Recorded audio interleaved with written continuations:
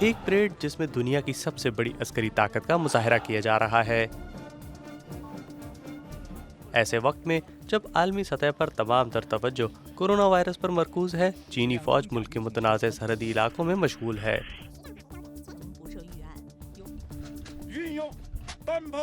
چین اور اس کے ہمسایہ ممالک کے مابین پرتشدد تصادم کے واقعات بہت کم پیش آتے ہیں، لیکن جون میں ایک غیر معمولی پیش رفت سامنے آئی جب چینی اور بھارتی فورسز کے درمیان خون ریز جھڑپیں شروع ہو گئیں۔ First fatality since 1975. China and India accusing each other. This is the first deadly clash on this border. چین کے سرحدی اختلافات نہ صرف بھارت کے ساتھ بلکہ بھوٹان، میانمار، جاپان، فلپائن اور بہت سے دیگر ممالک کے ساتھ جاری ہیں۔ چینی حکام جنگجو سفارتکاری کا حوالہ دیتے ہیں، جس کا مطلب غیر لچکدار اور سخت پالیسی ہے۔ اس کے تحت چین ان علاقوں پر دوبارہ دعویٰ کر رہا ہے جن کو وہ اپنا خیال کرتا ہے۔ سرحدی تنازعات میں اضافے کی کیا وجہ ہے اور کیا ان میں مزید شدت کا امکان ہے؟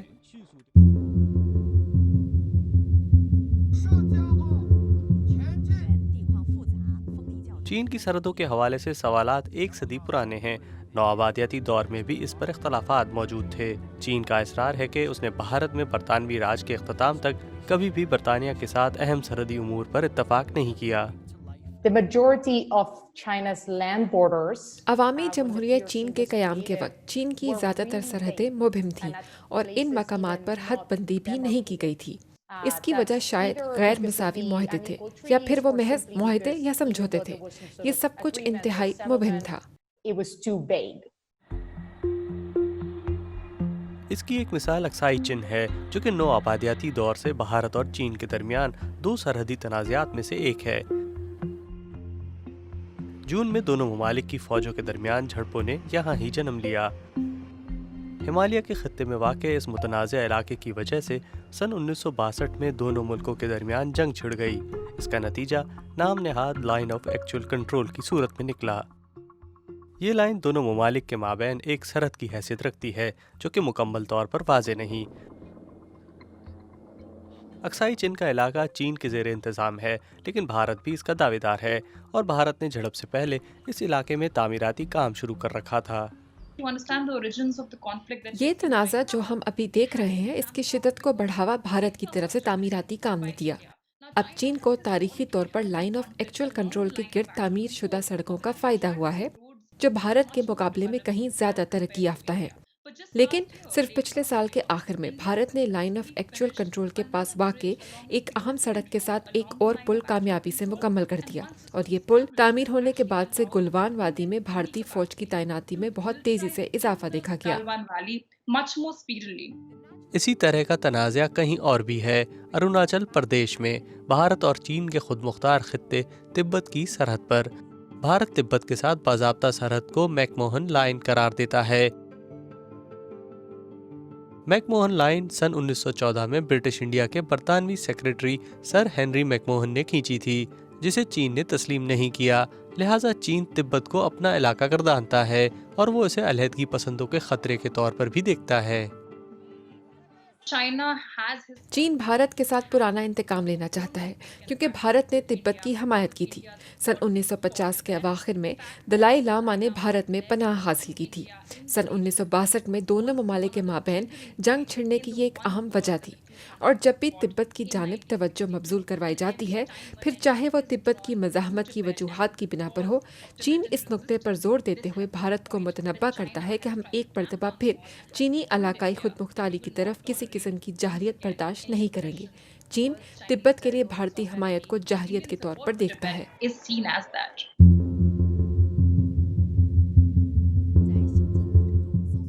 بعض ماہرین چینی سرحدوں پر حالیہ کشیدگی کو بیجنگ حکومت کی جانب سے اپنی طاقت کے مظاہرے کے طور پر دیکھتے ہیں، کیونکہ وہ ہانگ کانگ سے لے کر اپنی مغربی سرحد اور اس سے بھی آگے تک سخت موقف اختیار کر رہا ہے۔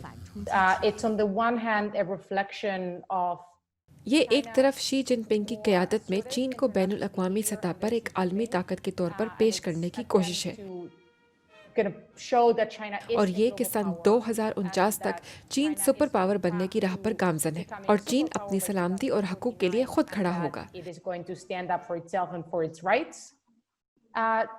Simultaneously, the coronavirus इसके साथ कोरोना वायरस की वबा ने भी चीनी हुकाम पर कौमी और बैन अल-अक़वामी सतह पर दबाव में इजाफा किया है। pressure, both domestically and internationally. So I think these tensions and these clashes with India can also be seen through that lens. इस बात को देखने के लिए कि चीन किस तरह तेजी से अपने इलाकाई तसल्लुत पर जोर दे रहा है, बहरा जनूबी चीन से ज़्यादा दूर देखने की ज़रूरत नहीं।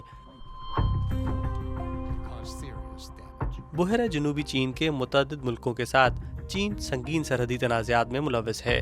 फिलिपाइन, वियतनाम, ताइवान, ब्रुनाई और मलेशिया।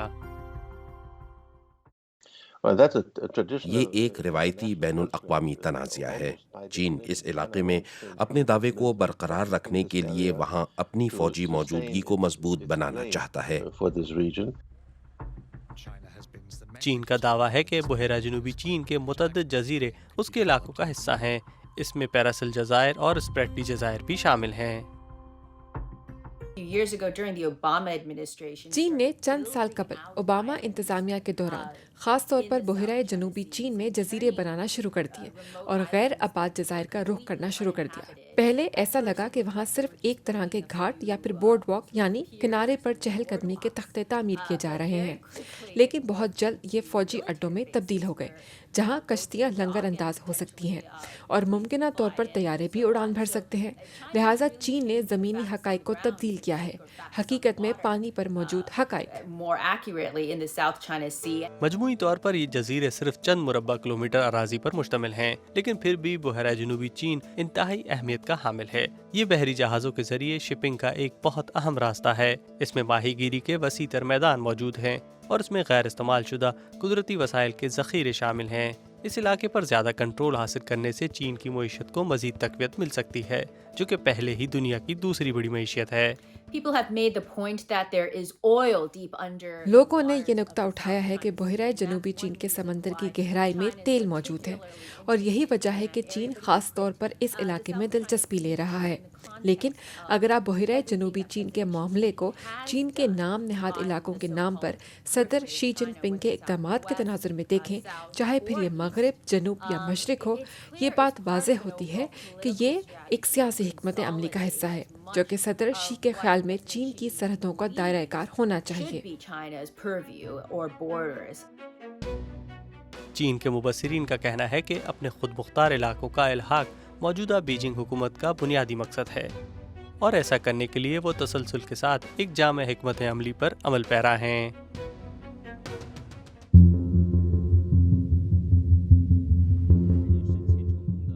मुतनाज़ खित्तों में चीन के इक़दामात वहाँ के बुनियादी ढांचे के साथ साथ जारी हैं, ख्वाह वो बहरा जनूबी चीन में हो या अक्साई चंद में हालिया तसादुम में हो। वहाँ झड़पें शुरू होने से पहले भारत और चीन दोनों ही बुनियादी ढांचे में इजाफा कर रहे थे और तसादुम के फ़ौरन बाद सेटेलाइट से ली गई तस्वीर में दिखाया गया कि चीन ने साइट पर नए डेरे तामीर कर रखे हैं। एक सतह पर लगता है कि एक्साइचन एक गैर ज़रूरी इलाका है। मेरा मतलब है, हम दुनिया के ऐसे दूर दराज हिस्से के बारे में बात कर रहे हैं जहां साल के 12 महीने मौसम ख़राब रहता है। लेकिन आप ये देखें कि चीन अपने मुतनाज़ा सरहदी इलाकों में बुनियादी ढांचों के मंसूबों से असर व रसूख पैदा करने और अपनी ताकत को बढ़ाने की कोशिश कर रहा है। मेरा ख्याल है कि आप इस बात पर बहस कर सकते हैं कि चीन के नुक्ता नज़र से उसके वसी सरहदी इलाके एक स्ट्रेटेजिक खित्ते बन जाएं। ये कोशिशें चीन के सरहदी तनाज़ात से बालातर हैं। मिसाल के तौर पर बड़े पैमाने पर ज़मीनी व समुद्री इंफ्रास्ट्रक्चर और सरमायाकारी का हामिल मंसूबा बेल्ट एंड रोड इनिशिएटिव। इसका मकसद चीन के एशिया, अफ्रीका और यूरोप के साथ रवाबित बढ़ाना है। चीन के लिए अपनी हुदूद से बाहर अपना असर व रसूख बढ़ाना और अपनी इलाकाई खुद मुख्तारी का तहफ़्फ़ुज़ ऐसी दो हिकमत अमलियाँ हैं जो एक ही मकसद का सबब बनती हैं। ये एक ऐसा मौजू है जो बहुत ज़्यादा कौम परस्ताना जज्बात का हामिल है, जिसका चीन की कम्युनिस्ट पार्टी की कानूनी हैसियत और दाखिली तशख़्ख़ुस पर बहुत ज़्यादा असर पड़ता है, और ख़ास तौर पर अब ऐसे वक्त में जब बीजिंग हुकूमत एक ऐसे बयानिए को आगे बढ़ा रही है जैसे कि चीन अब बेदार हो गया है। चीन अब एक बार फिर मजबूत है, चीन अरूज पर है। चीन एक आलमी ताकत के तौर पर अपनी हैसियत दोबारा हासिल करने जा रहा है जो माजी में हुआ करती थी। چین کے سرحدی تنازعات میں سے کچھ نے خطے میں تناؤ کو جنم دیا، لیکن پھر بھی جنگ کا دور دور تک کوئی امکان نہیں ہے۔ لیکن کیا یہ چین کی حکومت کے لیے بھی درست ثابت ہوگا، جو علاقائی خود مختاری کو اولین ترجیح قرار دیتی ہے؟ بیجنگ اس کا دفاع کرنے کے لیے تیزی سے تیار ہو سکتا ہے، فوجی طاقت کے استعمال کے ساتھ بھی۔ چین کے ساتھ جو کوئی بھی معاملات طے کرنا چاہتا ہے اس کو ایک آسان اصول سمجھنا ہوگا۔ چین کے لیے خود مختاری سب سے اہم اسٹریٹجک مقصد ہے، اور یقینی طور پر اس حکومت کا بھی، جو کہ ہم دیکھ رہے ہیں۔ لہٰذا چینی نقطہ نظر میں خود مختاری کی خلاف ورزیوں کے نتیجے میں فوجی رد عمل سامنے آئے گا، اور چین کے ہمسایہ ممالک کو اس بات سے آگاہ ہونا چاہیے۔ چین قومی خود مختاری کی کسی بھی خلاف ورزی کی اجازت نہیں دیتا۔ مغربی ممالک پر بھی یہ بات لاگو ہوتی ہے، جو اس کے طرز عمل پر چین کو تنقید کا نشانہ بناتے ہیں۔ چینی حکومت کے خیال میں اس بات پر سمجھوتا نہیں کیا جا سکتا۔ لیکن ناقدین کا کہنا ہے کہ خود مختار علاقوں کے دفاع کے علاوہ اور بھی بہت کچھ داؤ پر لگا ہے۔